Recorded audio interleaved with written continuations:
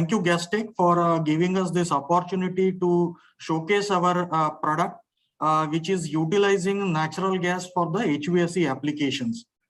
Myself, Amit Sakdev, I am representing Thermax Cooling Division, and I take care of sales for this division. So to start with, just a brief introduction of Thermax. Thermax is a 50-year-old company offering solutions in energy and environment, having a revenue of almost 750 million USD, having manufacturing 15 manufacturing facilities across 7 countries. So today I will be giving you the brief introduction of absorption chiller usage in HVAC application, which uses a natural gas as a driving force. So as everybody may be aware, whenever we talk about the HVAC application, the conventional electrical chiller comes ahead of our eyes. So what basically the difference between the absorption chiller and the conventional electrical chiller is that you would have seen in a conventional electrical chiller, which is on the right hand side, we are having a compressor, condenser, expansion valve, and the evaporator. So basically these are the 4 components which is making a overall compressor system. Now on the left hand side you are seeing an absorption chiller. So the basic difference between the two is that we are keeping the condenser and the evaporator same, but the main compressor section is being replaced by a generator and the absorber. So that is the basic change between these two equipment. So going further, basically absorption chiller, if you see, they are 4 shell and tube type stationary heat exchangers. As you are seeing, the upper one we called as a generator, next we called as a condenser, below it's a evaporator, and next to it is an absorber. So basically these are 4 shell and tube type heat exchangers, and there are only 2 moving parts in this absorption chiller. We called as a solution pump and a refrigerant pump. So the basic difference, if you see, the moving parts in the absorption chillers are very less compared to the major moving parts which we see in a conventional electrical chiller, that is compressor. Now vapor absorption machine basically uses a 2 medium. One is lithium bromide and second is water. Okay, we are using lithium bromide as an absorbent and water as a refrigerant. Now, lithium bromide is a highly hygroscopic material in nature, which has a high affinity for water. That is why we are using lithium bromide in this machine. And secondly, water we are using as a refrigerant, as everyone will be aware that water can boil at lower and lower temperature if we take into the deep vacuum. Say for example, at the atmospheric pressure, the boiling point of water is 100 degrees Celsius. If the same water is taken into vacuum, it can boil as low as 3.5 degrees Celsius temperature. So basically, these are the 2 components or medium we have used in the absorption chiller to create a refrigeration. Now, just to very easily understand the cycle of the absorption chiller, as I told you, there are only 4 heat exchangers in this machine. So to start with the evaporator, so first section is the evaporator. It's again a shell and tube type heat exchanger. Tube side, your process water is coming, say at 12 degrees Celsius, and at the top we are spraying the refrigerant water. This machine, this section is under vacuum. The vacuum level are almost 5 to 6 mm Hg absolute, which gives a room for the water to evaporate at 3.5 degrees Celsius temperature. So what happens? The refrigerant water absorbs the heat from the process water and starts evaporating.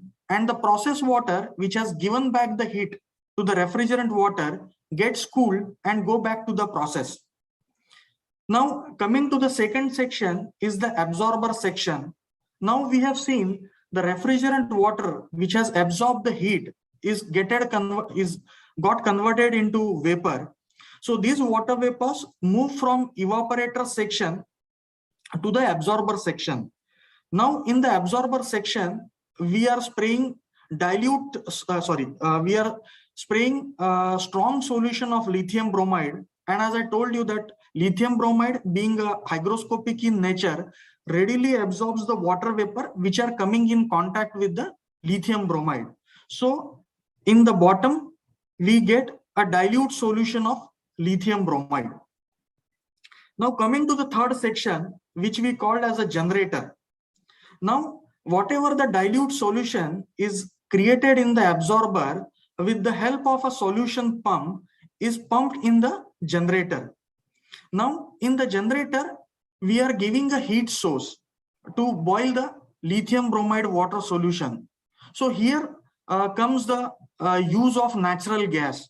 So heat source can be anything like steam, hot water, but in our case, it will be a natural gas, which is a cleaner fuel. So when we supply the natural gas to the generator, the lithium bromide solution starts boiling, and water having a lower boiling point, it starts evaporating first. Now coming to the fourth section, now whatever the water vapors are generated in the generator, it moves to the condenser. Now in the condenser, we are giving cooling tower water, which condense the water vapor, and the phase of the water has been changed from vapor to a liquid. Now the same water, it moves from condenser to the evaporator. Now while moving from the condenser to the evaporator, basically there is a huge pressure difference between the two heat exchangers, and as the pressure drops, the temperature of the water also drops. That is the property of the water, and the refrigeration effect is created in that refrigerant water, which is further utilized to cool the water which is coming from the process, and the further course of action takes place and the process continues. So this is how the lithium bromide water vapor absorption machine works. As you have seen that there are only two moving pumps in this machine. One is the solution pump, which is pumping the solution from the absorber to the generator, and then there is another pump which uses the refrigerant and spray on this tube bundle of the process water.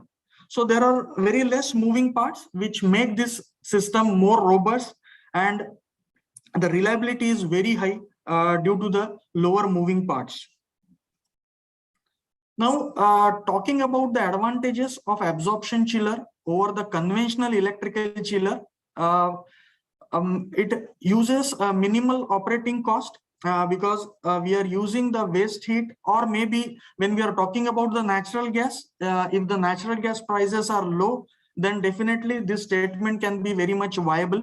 Presently, it is not, because the prices are skyrocketing in the natural gas sector. Secondly, these machines, as I said, there are lower moving parts, so it is having high durability, long life, low maintenance. Plus, these machines are operated through a fully automatic PLC based control panel, so part load performance is very good. Again, since the the moving parts are less, so the noise levels are less compared to the conventional chillers, and as we are using natural gas and the power consumption is very less. If you compare a conventional electrical chiller, the equivalent capacity of absorption chiller will consume hardly 2% of the electricity power. So the dependency of on the grid is also very less in case of absorption chiller. Coming to the environmental benefit, as we are using water as a refrigerant, which is a natural refrigerant having zero ozone potential, ozone depletion potential, and global warming potential, and definitely the carbon footprints are also very less compared to the conventional chillers. This is the entire product basket for the absorption chiller. I would like to drive your attention to the two products actually. One is the standard lithium bromide water vapor absorption machine, which generates chill water for the HVAC application. And in addition to that, we also have a product called as a chiller heater, which can generate chilled water and hot water simultaneously for the HVAC applications where the maintenance of RH is at most priority. So these are the two products which we can position for the HVAC applications. These are the direct fired machines which uses direct fuels like natural gas, LPG, propane, whichever fuels we can use for heating the lithium bromide solutions. Capacity, there is no restrictions. We have a smaller capacity of 50 TR and a single unit of 3000 TR also. So capacity is no bar. And these are having very high COP of 1.5. Now, talking about another application, like initially we talk about the plain application where absorption chillers can be directly used for the air conditioning application. But there is another application when we talk about natural gas for the power generation, where the combined cooling, heating and power application comes in picture. So when we talk about like CHP applications, basically two things comes in your mind. One is engine based cogeneration, where the engine is using natural gas for generating the power. But if you see, engine has an efficiency of only 42 to 45%. So remaining of the heat is actually waste. Either it is going into the atmosphere or it is dumped in the cooling tower. I am talking about the exhaust which is coming out of the engine, as well as the jacket water whose heat is being dumped in the either radiator or the cooling tower. So if you see the conventional way how the gas engine is working, we have a gas engine, then a silencer, and then the chimney. So this is how the conventional way is there. Now, what we can do as a application, we can put a three-way control valve in the exhaust gas line and divert the exhaust gas to the absorption chiller, which will use the heat of this absorption chiller to heat the lithium bromide solution. And again, in turn, the chill water will be generated. Similarly, the jacket water whose heat is getting dumped in the radiator or the cooling tower can be used another as a secondary heat source to run the absorption chiller. And if the demand is still not fulfilled by utilizing these two waste heat, we can have a direct natural gas firing into the same machine so that the required capacity demanded by the customer can be met. Just when we talk about the thumb rule, 1 megawatt of gas engine can generate almost 300 TR of refrigeration. So this is the thumb rule. If the capacity requirement is furthermore like 400 TR or 500 TR, so no need to go for a separate equipment. We can enhance the capacity of this machine, the same machine, by directly firing the natural gas into the absorption chiller. Second, one more application, as we were talking about the power generation, there can be a gas turbines also. So gas turbine, whatever is the exhaust, it can be, means gas turbine can be used as an open cycle. If it is used as an open cycle, we can again use the exhaust gas which is coming out of the gas turbine to run the absorption chiller. And even we can do a gas turbine inlet air cooling also to enhance the capacity of the gas turbine by utilizing the chill water generated by the absorption chiller, utilizing the exhaust gas from the same gas turbine. And if it is a combined cycle power plant, then the steam generated from the waste heat recovery boiler can also be utilized to run the absorption chiller, and same chill water generated from the absorption chiller can be utilized for the process and for the inlet air cooling of the gas turbine. So these are basically the multi-energy chillers which uses engine exhaust, It can use gas turbine exhaust. It uses secondary heat source as a engine jacket. And as I said, even the direct firing of the natural gas can also be done in the same machine. There is no limitation. You tell the industry, and we have the installations of the absorption chillers. So industry is no bar, applications are no bar. Wherever the chilled water requirement is there, we can definitely explore the possibility of installing the absorption chiller. So these are some of the references where we have done absorption chillers, which are working on the direct natural gas as a heat source. And even some of the installations where we are utilizing the exhaust and the jacket coming off the gas engine, as well as from the gas turbine to run the absorption chiller. So in fact, across India as well as overseas, we have done such kind of installations. So this is all from my side. Thank you.